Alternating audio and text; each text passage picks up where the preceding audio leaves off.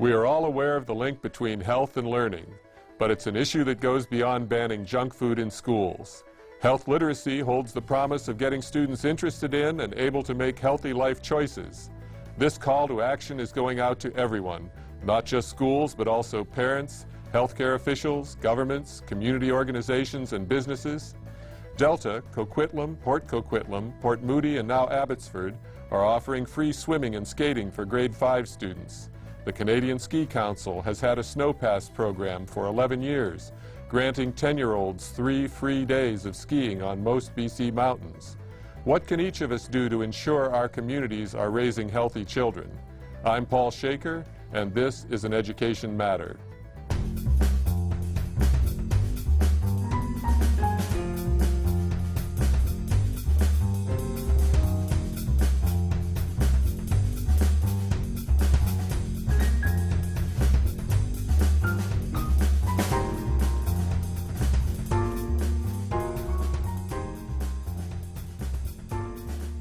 On the program today are Chris Kelly, Superintendent of Schools in the Vancouver School Board, and Laura MacNiven, an SFU graduate student in Canada's first and only Health Education and Promotion Master's Program, and a Vancouver School Board teacher. Welcome. Thank you. Chris, I wanted to start off by asking you to reflect a little bit with me on how we got in the situation of having childhood obesity be such a major problem and feeling that we have a great deal of inactivity among our children. Well, I'm going to, first of all, I'm going to give you the short answer to that, because I think it's a complicated answer, and I'm going to talk about we as being society as a whole. My short answer is that I think that we've been distracted, and I think that that is reflected now in the lifestyles of our children, as they have been subject to some pretty significant changes in patterns in terms of how we go after our livelihood and how we spend our recreational time, and frankly, what a marketplace is wanting to determine in terms of lifestyle. And so the priority that families traditionally would put on health in children has somehow got subordinated to other concerns. Well, you know, I really wonder if families have changed a priority in terms of the health of their children. I think that there's been a gradual shift in terms of how families as a whole spend their time, in activity or not in activity together, and that's mounted over time, and we find ourselves now in a situation with the evidence that inactivity is having a really serious effect on the health of children and families. Well, it's an irony here in BC, isn't it? Because Vancouver, among all large cities, is famous for its access to the out-of-doors. It's the signature aspect of life in the Lower Mainland, at least traditionally it was. That's right. And Laura, we wanted to ask you to help us define what this health literacy question is. What are the attributes, in your mind, of health literacy? Well, health literacy is a health education concept, and it's international. But in Canada, we have a research team that has come up with a particular definition for our nation, and it has 4 domains. And to put it simply, it's a person's ability to access information about health, comprehend it, evaluate it for themselves, and then be able to communicate it. So it's that process in terms of developing skills and competencies for youth and for all of us to make health literate decisions. Well, Chris, I think as an educator you have a chapter to add to that, don't you? Yeah, I do, because I mean those are the 4 critical aspects of somebody becoming health literate, but then there's the 5th, and that is, so what do you do with that? What is it that motivates you to apply that understanding and that knowledge and those skills? That's basic to learning anyway. That's the critical piece that I think we probably need to all focus on. How do we embed this knowledge in such a way that young people act on it? I think I hear you saying. Now, Laura, I think in your research you found that there are some things acting against that in our society. You have a focus, I understand, on media. Yes, I'm looking at the impact of media on issues such as disordered eating, and looking at some of these components that fit into a youth's ability to make decisions. And the media, in your view, is operating contra some of our societal purposes. Do you think they do it intentionally, or is it a byproduct of other motives in the media industry? Well, I think the whole idea of consumption and making money comes down to spending money and buying products, and the media has that goal at the end of the day. And I think that we need to start looking at a cultural shift that will impact youth's ability to make lifestyle choices across the lifespan. Maybe there's something just particularly attractive, too, about the world of electronic stimuli that we've created for children and others in our society. I think there's something definitely attractive about it, but I think the impact is very, very great in terms of spending time at home on screens, video games, TV. They have social impacts in the home school and in the community, and I think it's really important that we start to look at how grave some of these consequences are, combined with parents working long hours and a variety of other security issues like that. So this brings us back to an educational leader like yourself, Chris, and what can be done in a major school district like your own to try to push back on this phenomenon of media and other stimuli leading our children to be inactive and have health problems as a result and not establish healthy practices to carry through a lifetime. So as you go to conferences and talk with other people in education and on your own staff, what are some of the things that you see that you'd like to launch as initiatives, or you already have in Vancouver School Board, to address these issues?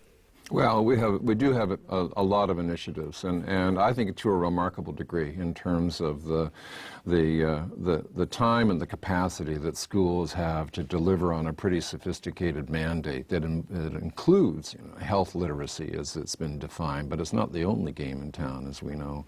So I'm not going to talk so much about the individual initiatives, except to say that they're there, and I think that schools are doing a remarkable job of picking up on that responsibility. What I'm talking about more generally is that, as you said, as an educational leader, I'm a citizen. I have a sort of a responsibility both as a professional as well as an engaged citizen to raise both some questions and some possibilities around what I would call collective engagement of a society, which means a neighborhood, a community, as well as a system, around what are its aspirations for a generation. Does it aspire to have a generation that is physically and mentally in a state of well-being? And if so, what does that take? Well, that takes a sort of a coordinated sense of family in relation to community agency in relation to schools. And that's where I think the whole embedded learning curriculum and practice of our society is headed, way beyond the confines of the capacity of a single institution like a K-7 school or a secondary school. Well, let's look at one of the broader issues. Coming from the United States, I was impressed at the number of recreation centers and parks in not just Vancouver, but the cities around the Lower Mainland. How do you rate the facilities that we have available to us, pools, parks, playing fields, and other buildings and resources to allow children to be active? I rate them highly. I don't know what to compare it to because I've lived here most of my life, but I get the feeling that if I want to have access to those facilities, they're there for me. And when I've gone there as a family member, or if I've gone there individually, I've felt that I've had pretty good service and pretty sophisticated facilities at a very low cost. Well, that's good social capital as far as I'm concerned. So, Laura, in your studies, do you look at issues like this, like the accessibility of playing fields, swimming pools, and other recreational facilities? I think definitely, and I think that one of the biggest worldwide pushes right now are for health promoting schools, and that's the Global School Health Initiative that started with the World Health Organization in 1995.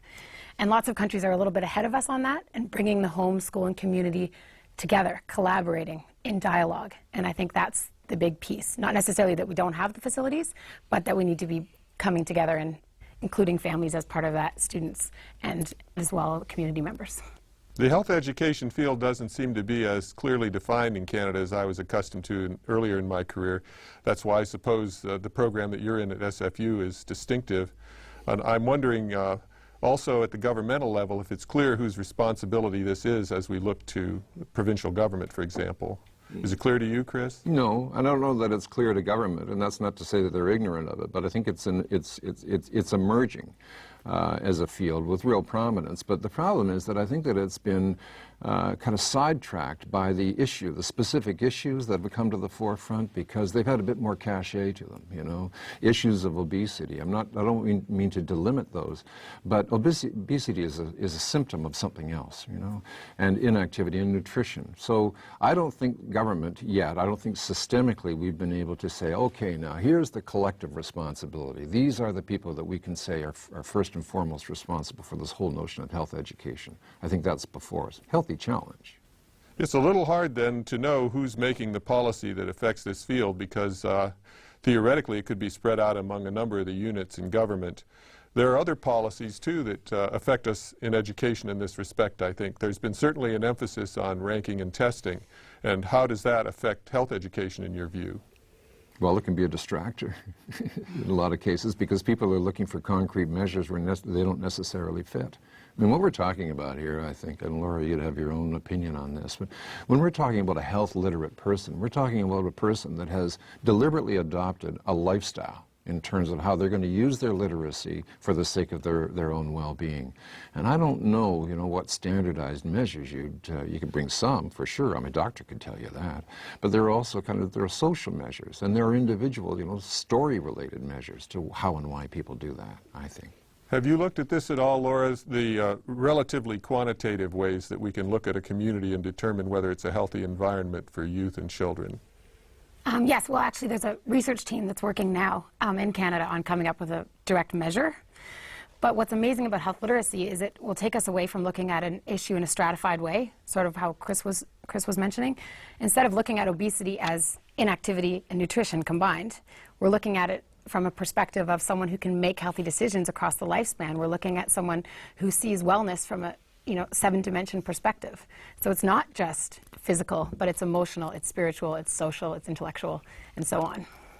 I was a part of an initiative in Moorhead, Minnesota that brought in a team of consultants to evaluate the community along 40 dimensions of characteristics that are required for a community to be a healthy place for children and youth to grow up in. And it was quite scientific and empirical and really helped us focus the resources of that community on the areas where we had deficiencies.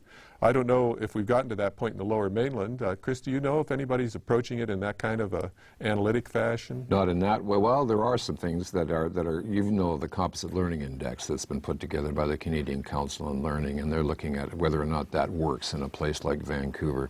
And I don't know it well enough to be able to say that there's a domain in there in terms of what we're talking about today, but to me that would be the closest resemblance to what you just described. Thank you. We'll be right back. I think you have to have good time management skills, which is something that I try to pride myself on having. Be able to manage your time efficiently and treat your courses and your assignments and your projects as, priorities in your life. Because that's the only way you're going to ever, take anything out of the education that you're in. It's like read the book and then it's like, yeah, go with the flow. I think it helps when you're in groups, like when you're with each other. Like, we're trying to go to the library, but we actually have a professional day, so we're on our way to the library after we go eat, but it helps when you're with a group of people and you have fun.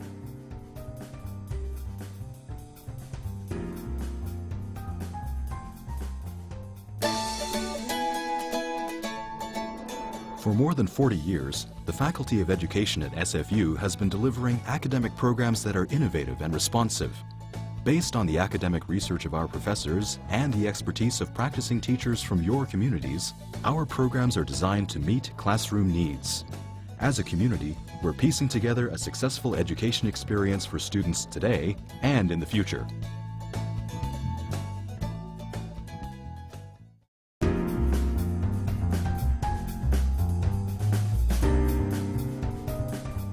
We're back with Chris and Laura talking about the community issue of health and its impact on learning. Chris, I thought we would explore what a healthy neighborhood would look like, and let's talk about some of the specifics as you look around a city like Vancouver that you'd like to see in this ideal neighborhood that was promoting healthy lifestyles for our children and youth. Okay. Well, first of all, in my view, and this isn't biased, I think it's a fact that the diversity of neighborhoods in Vancouver is phenomenal. So there is more than a bit of potential in terms of neighborhoods coming together collectively around what we're talking about here. And what I would see happening in non-idealistic terms is that in those neighborhoods, young parents, along with experienced parents, along with people like ourselves as educators, would start by saying to one another, so how does a young person learn? Like, what are the essentials? What are the 3 or 4 essentials to a young person's learning? And then start talking about, so as they have their 24/7 experience in this community, part of which is in school, part of which is in the home and in the community and in the malls and on the playing fields, etc., how are we going to collectively engage them in their learning such that while they're developing their mind, they're developing their bodies and their sense of emotional wellness, etc. And this is not too far a reach. Like a common social curriculum of learning and development that's connected to agencies and institutions and homes and associations, etc., is a very real thing that I think could be done. Well, again, drawing on my previous experience in the U.S., I do think in Canada there's more of an investment by parents in their children. I see the effects of more engagement between parents, and the maternity leave policies of Canada probably are a significant part of this. People are given more time to get their children launched, and there's a higher value set on the interaction between parents and children. And I hear a lot of that in your answer, that this would be like the parents who are involved with the Little League and the Scouts and the other programs that affect youth. Laura, when you hear Chris talk about the ideal neighborhood, what are some of the things that come to your mind? I agree with Chris, and I think that collaboration is the key piece. When we start talking about the impact of the home, there was a study that just came out, the Health Behavior for School Children study, which is a worldwide study. And some of the highlights from the Canadian piece were that the involvement of parents affects such things as whether children are bullied, affects such things as whether they're going to get, use substances. So we need to start thinking about how impactful we are in our own decisions as adults, and ask the question, how health literate are our teachers? How health literate are our parents? How health literate are our community leaders? And bringing that into a group discussion in sort of the health promoting school vision of those three communities. Well, in that survey I was talking about earlier about a healthy community, it did have things like what are the after-school programs like, and whether they include a range of activities, not just cognitive activities. Whether people know each other in a neighborhood, I think gets to one of the things you're talking about. Whether there's intergenerational communication, whether children are getting to experience older people as well as people their parents' age and people their own age. So there is quite a science to this, I think, and it offers a good deal of promise. I wonder, however, whether we're going to engage in this kind of a scientific look at our situation here. Is there any indication that we're going to move forward in this way in BC or the Lower Mainland to scientize, in a way, our approach to health education? Well, we'll see. Health literacy is definitely a big phenomenon, and we have a lot of, we're a leader as Canadians with our research team. So I think starting with that piece and starting to ask, and CCL as well, Canadian Council on Learning, has done a lot of really interesting studies looking at the literacy levels and how they relate to learning and how they relate to health. There's a big motive behind this, too, coming out of health ministries, right, because it's prevention. And boy, we see a lot of motivation there, and there's been multi-million-dollar grants coming to this university as well as others in the health communication field, not in the research in medicine, but in the health communication field, because all the good ideas in the world don't mean much unless we get them out there in practice. Yeah. Another area that's of interest to parents, there's a couple other big areas beyond obesity that I wanted us to talk about a little bit, and that's addiction and sexually transmitted diseases. Laura, I think you have some ideas about the way that we approach these things in the health literacy field. I think that if we look from a health literacy lens, we're able to look at all of these issues at once. So not obesity as having specific solutions, as Chris alluded to earlier, seeing it from a much more comprehensive view. And something like addiction, for example, if we look at the Just Say No to Drugs campaign, it didn't really work, and it didn't really empower youth to make decisions that were educated on knowledge. We want to empower youth to make positive decisions, and so we need to have it be part of the dialogue, home, school, and community, and supported by materials, support systems, and have them be able to make conscious choices in social settings, so they have the skills, so they don't have to just assume that Just Say No is going to be an answer that works for every type of substance. So Just Say No, like abstinence only, perhaps don't address the spectrum of attitudes that are in a group of youth, and may work for some but not for others, I take it. Can I speak to that? Yes, please. Because Laura is spot on. The difference that we've experienced is we've had an innovation going for a couple of years now in 2 of our secondary schools, and it's called the Sassy Program. And I wish I could remember what the acronym stands for. What it does, very effectively is that it moves way beyond the notion of just sort of arbitrarily saying no to drugs, and it engages youth in understanding with one another, and then causing an older generation like mine to understand why it is they engage with drugs and substance abuse in the first place. In other words, it kind of entrusts the learning and development to them in terms of how they will then determine their own decisions to moderate their use of drugs or abstinence. And that's the qualitative difference between one approach and the other. And that's what I'm talking about earlier in terms of this notion of you do your best as a community to both respect and honor and engage a younger generation in their capacity to determine their best future for themselves. Watch what happens when you do that. I think you're resonating with that, Laura. Is there something more you'd like to add? Well, just when we think about the domains of health literacy, there's the access, so making sure that the information is credible. And, but when we get into evaluation, that's that component. Evaluating for yourself, evaluating, getting to know yourself, being confident enough to be in a social setting and make the choice that you believe in. Now, you told me your training was as an English teacher, and I hear that coming through, and also in your earlier remarks about media literacy. That's certainly a skill that could be taught around language arts and English. Could we talk a little bit about how to improve media literacy? Because I think, obviously, people are getting programmed to some degree by what they're taking in through media and behaving at times against their own larger interests and against society's interests. But how do we change this? How do we create a cadre of young people growing up who can sort through what they're experiencing in media and know the wheat from the chaff? Well, I think every time we have a complex problem, we do need a complex solution. So I wouldn't say that I have the answer right now, but I do think that having youth start to really understand what's behind the media, what are the messages, how do I navigate myself through it, and then have the skills and competencies in their life and their lifestyle to be able to make the confident choice they want to, be empowered to choose for themselves, I think is the big answer.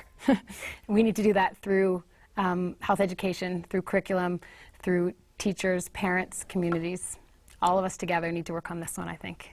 And Chris, on media literacy, do you have some thoughts? Do you think it's prominently represented in the curriculum of our schools? Is it adequately treated, and where should it be treated? I don't know that it's prominently represented. I think that that's probably quite, topic specific or subject specific. I don't think that it's adequately treated because, as Laura's just said, we haven't gotten to the point where we are conscientiously across all curricula empowering a young person to understand what's happening to them and to look at it critically from a media standpoint and make informed choices in relation to themselves. And it's not to say that, the media is the enemy and they got to learn how to penetrate their encampments. It's to say it's a fact of life, just like anything else. So once again, rather than to try and steer them away from the influences of media, it's a matter of giving them the knowledge and the will to make critical choices. I've been surprised in my experience how little the average person experiences the higher quality media. When you really start questioning people about what they're watching or looking at the data, you find that some of the really remarkable things that are available on public broadcasting, CBC, on cable and premium cable, documentaries at the theaters, and high-quality films. In fact, I ran a theater for 7 years, and I could see the audience I'd get for the pop movies as opposed to the audience I'd get for a movie that might really affect you deeply. I wonder how our society could get people to be more interested in the quality media that's out there as opposed to being kind of passive recipients of whatever's most accessible.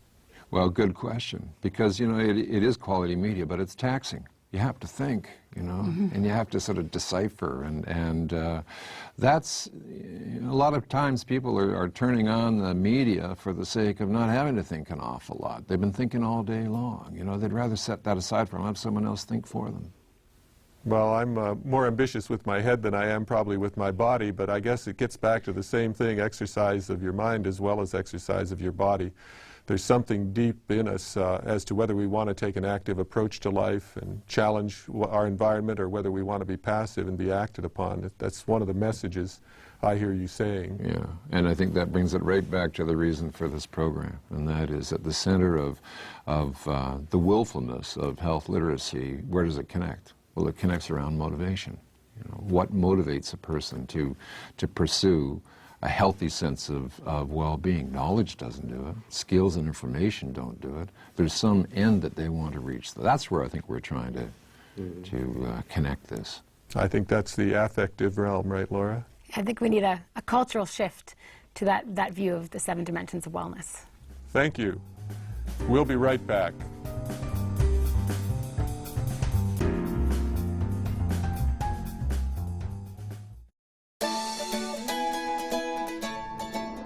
For more than 40 years, the Faculty of Education at SFU has been delivering academic programs that are innovative and responsive. Based on the academic research of our professors and the expertise of practicing teachers from your communities, our programs are designed to meet classroom needs. As a community, we're piecing together a successful education experience for students today and in the future.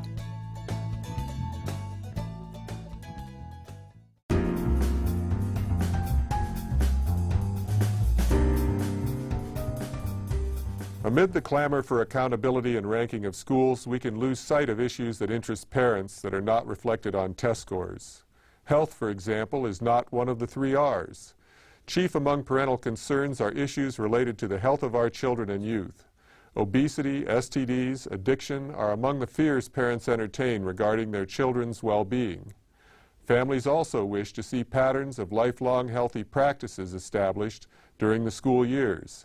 Educators tend to view students holistically, but are often caught between a narrow accountability and testing agenda and what they know is best for these same students. An informed and active public, speaking out on behalf of children and youth, should press government and media not to view the curriculum in a narrow way and to recognize the whole child by encouraging teachers to follow their enlightened professional agenda in our public schools. Thanks for tuning in to Your Education Matters.